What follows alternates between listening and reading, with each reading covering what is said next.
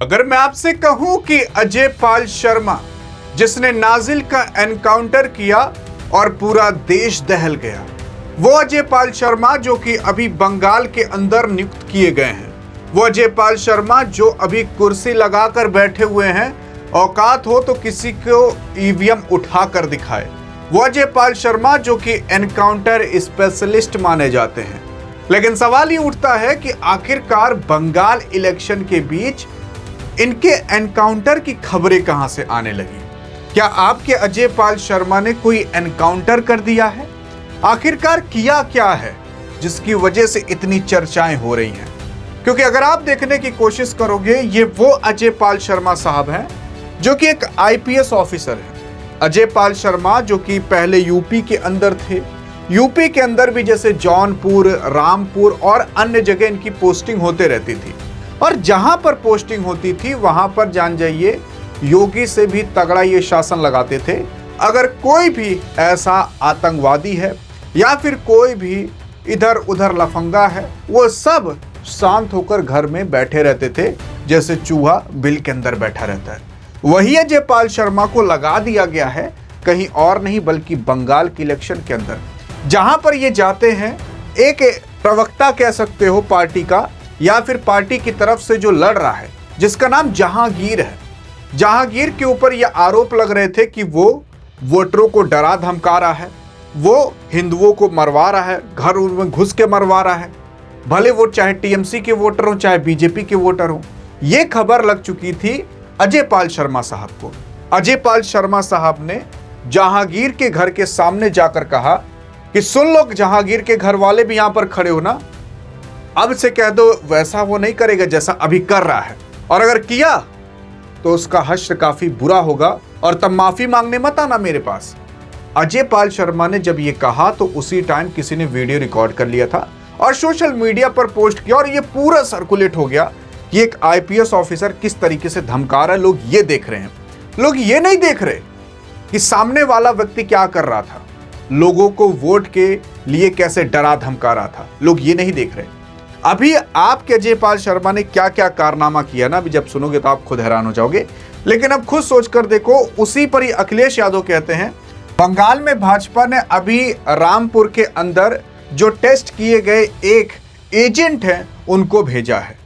मतलब कि पहले ये रामपुर के अंदर इनकी पोस्टिंग थी, तो रामपुर के अंदर बीजेपी ने इनको टेस्ट किया, कितने पानी में है, कितना इनके अंदर दम है।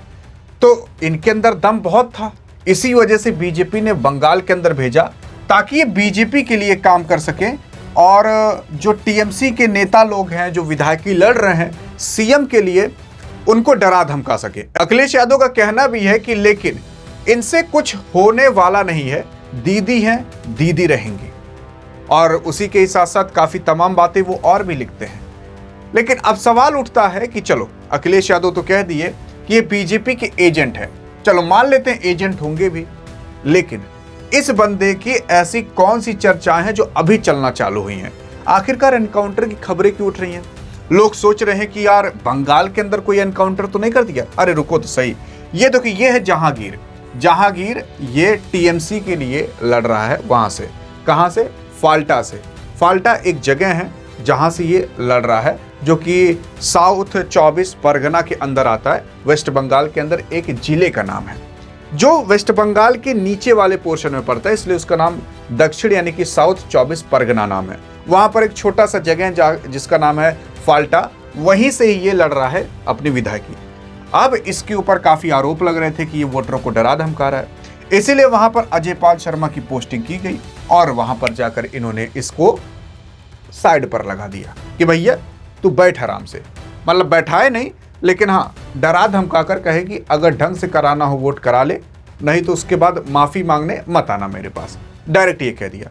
और यहां पर आप देख सकते हो, यहां पर लिखा भी गया है कि उत्तर प्रदेश के जो सिंघम है, योगी आदित्यनाथ के जो फेवरेट हैं, एनकाउंटर स्पेशलिस्ट हैं अजय पाल साहब, उनको अपॉइंट किया गया है। कहां? साउथ 24 परगना के अंदर इलेक्शन कमीशन द्वारा। अब इससे क्या पता चलता है? इससे यह पता चलता है कि ये भाई साहब आपके योगी की फेवरेट भी हैं और एनकाउंटर स्पेशलिस्ट भी हैं। ऐसा कहा जाता है कि इन्होंने कई सारे एनकाउंटर में भाग लिया है। लेकिन अभी कौन सी वो चर्चा है जो चलना चालू हुई, इन्होंने नाजिम की क्यों एनकाउंटर किया था। यार अगर आप देखने की कोशिश करोगे तो वो साल था 2019, गर्मी का वक्त था। इस समय रामपुर एनकाउंटर अजय पाल शर्मा करियर के सबसे चर्चित मामलों में से एक बनकर ये उभरा है। जो इन्होंने 2019 के अंदर रामपुर के अंदर किया था, इनके करियर का सबसे धाकड़ टर्निंग पॉइंट वही था और उस चीज को आज भी याद किया जाता है। और वो कारनामा जब एनकाउंटर वो किए थे 2019 के अंदर, तब जानते हो, तब जो विपक्षी पार्टी वाले हैं उन्होंने इनकी बदनामी भी की थी, उल्टा सीधा भी इनको बोला था। अभी आप जानोगे एनकाउंटर किस लिए किया था, तभी आप खुद जानकर हैरान हो जाओगे। यार देखने की कोशिश करोगे ना, एक 6 साल की बच्ची थी, 2019 का केस याद है, जब एक 6 साल की बच्ची थी वो घर से खो गई थी, फिर कुछ दिन बाद मिली थी तो उसकी केवल डेड बॉडी मिली थी, पता चला था। फिर उसके बाद उसके साथ घिनौनी हरकतें की गई हैं और वो घिनौनी हरकत कोई और नहीं बल्कि नाजिल नाम का एक लड़का था जिसने किया था। अब उस नाजिल के बारे में पता चल गया था आपके अजय पाल शर्मा साहब को। अब अजय पाल शर्मा साहब का मूड घूम गया और उन्होंने जब देखा कि एक 6 साल की बच्ची जो यार स्कूल बस जाना चालू ही की होगी बेचारी, उसको इतनी मतलब बेदर्द तरीके से मार दिया। ये चीज़ देखा नहीं गया किसी और से नहीं बल्कि अजय पाल शर्मा साहब से। वो गुस्सा हो गए और गुस्सा होने के बाद फिर उन्होंने एनकाउंटर किया था नाजिम का। और अब सोच कर देखिए, ये सही किया कि गलत किया? अरे सही किया, क्योंकि यार अगर इस तरीके से करते रहेंगे तो कभी, अब आपको खराब लगे जो मैं कहने वाला हूं, मुझे भी खराब लगेगा, तो कभी आपके और हमारे घर का नंबर भी आ सकता है। सुनने में खराब लगा ना, वैसे ही नंबर ना आए इसीलिए अजय पाल शर्मा ने यह किया था और ये यूपी के अंदर हुआ था और इसका काफी लोग विरोध करना चालू किए थे। आप सोच कर देख लीजिए, मतलब वो चाहते हैं कि ऐसे कांड होते रहें ताकि अजय पाल शर्मा साहब ऐसे स्टेप्स ना उठा पाए। लेकिन अगर आप सोचते हो कि ये सारी जानकारी आपको मिलते रहे, और कहां मिलती है, तो मिलेंगे आपको इस डियर गुरु व्हाट्सएप चैनल पर, जो आपका और हमारा ही है। डिस्क्रिप्शन में लिंक है, अगर जाकर फॉलो कर लोगे तो अभी फ्री में हो जाएगा, कोई पैसा नहीं लगेगा और सारी जानकारियां आपको हमेशा अप टू डेट मिलते रहेंगी। लेकिन अगर आए बैक टू द टॉपिक, तो उस टाइम आपके अजय पाल शर्मा ने कहा था ऐसे अपराधियों के मन में कानून का खौफ होना जरूरी है और इसी वजह से इस बंदे को कहा जाता है सिंघम। और उस नाजिम जो लड़का था जिसने रेप किया था एक छोटी सी बच्ची का ना, तब जाकर जब वो पकड़ा गया तो पकड़े जाने पर उसने सरेंडर नहीं किया था, बल्कि उसने उल्टा ही पुलिस वालों पर गोली चला दी थी। और तब जाकर आपके अजय पाल शर्मा साहब ने उसका एनकाउंटर किया था।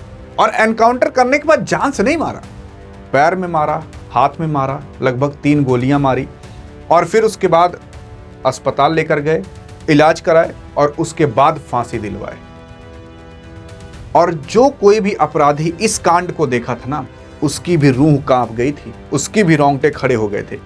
और अगर ये कारनामा करने के बाद जो आपके अजय पाल शर्मा साहब ने किया था उस टाइम 2019 में, अगर एक भी अपराधी सुधर गया हो या डर गया हो, तो सोच कर देख लीजिए कितनी बच्चियों की जान जाने से बची है, कितने बच्चियों का शोषण होने से बचा है।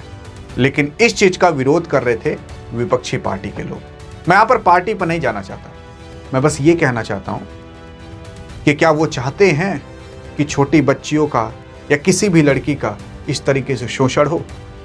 और अजय पाल शर्मा ऐसे, अब खुद सोच कर देखिए, अगर ऐसे आईपीएस उठ गए जो एनकाउंटर करते हैं, 10 ठो केवल आ गए ना, तो वो पूरा राज्य सुधर जाएगा।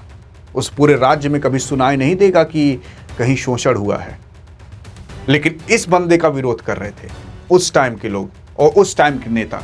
लेकिन अगर आप देखोगे तो यही वही अजय पाल शर्मा है जो जहां पर वोट पड़ रहा है वहां पर कुर्सी डालकर ये बंदा बैठा है कि अगर जिसको दम है तो उठाकर लेके जाए ईवीएम। सुनाई देता है वेस्ट बंगाल के अंदर ना, बहुत सारे ईवीएम उठाकर लेके चले गए। जहां जहां बंदा ये बैठा है, किसी की हिम्मत नहीं हुई कि जाकर एक बार चूं चां कर दे, जाओ वोट दो और निकलो घर। ऐसा हुआ है। देखो यार, ये यूपी की बात है जो मैं आपको बता रहा हूँ। 6 साल की बच्ची थी, उसके साथ जो हुआ था, उसके बाद इसी बंदे ने उस दोषी को फांसी की सजा दिलाई थी। बाकी अब आप क्या कहना चाहोगे अजय पाल शर्मा साहब के बारे में? मैंने आपको केवल एक किस्सा बताया। उसी रामपुर के अंदर एक बहुत बड़ा नेता भी हुआ करता था, जिस नेता की अगर बकरी भी खो जाए ना, तो 4 थाने की पुलिस ढूंढती थी कि अरे इन नेता को खो गया, उससे ये बंदा पंगा ले लिया था सुधारने के लिए। और उस नेता का क्या नाम था देखते हैं आप बता पाते हो कि नहीं, और अगर बता दिए तो आपके कमेंट को हार्ट भी दे दूंगा और पिन भी कर दूंगा, क्योंकि मैंने पिछली वीडियो में बताया था। बाकी अधिक जानकारी चाहिए तो इस वीडियो में मिलते हैं, तब तक लिए जय हिंद जय भारत।